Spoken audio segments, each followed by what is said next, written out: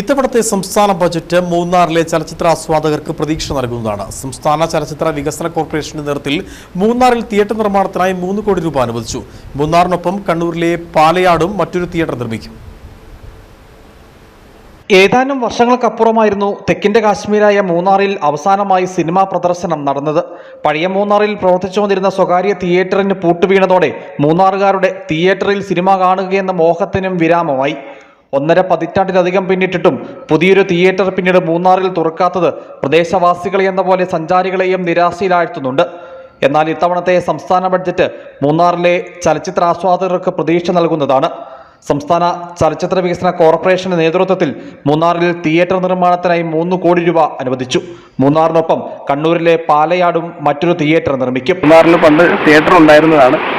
എന്നാൽ ഇപ്പോൾ നോക്കിക്കഴിഞ്ഞാൽ തിയേറ്ററില്ല, തിയേറ്ററൊക്കെ മൺമറഞ്ഞു പോയി. പക്ഷെ മൂന്നാറിലേക്ക് ചലച്ചിത്ര അക്കാദമിയുടെ വികസന അക്കാദമിയുടെ നേതൃത്വത്തിലുള്ള ഒരു തിയേറ്റർ മൂന്നാറിൽ സ്ഥാപിക്കുന്നതിന് വേണ്ടി 3 കോടി രൂപ ഈ ബജറ്റിൽ അനുവദിച്ചു. സ്വകാര്യ സംരംഭകരില്ലെങ്കിൽ സർക്കാർ ഉടമസ്ഥതയിലെങ്കിലും മൂന്നാറിൽ ഒരു തിയേറ്റർ നിർമ്മിക്കണമെന്നായിരുന്നു മൂന്നാറിലെ സിനിമാ പ്രേമികളുടെ ആവശ്യം. നിലവിൽ മൂന്നാറിലെ ചലച്ചിത്രാസ്വാദകർ മറയൂർ, തേനി, ഉദുമലപേട്ട, അടിമാലി തുടങ്ങിയ ഇടങ്ങളിലെ തിയേറ്ററുകളെയാണ് ആശ്രയിക്കുന്നത്.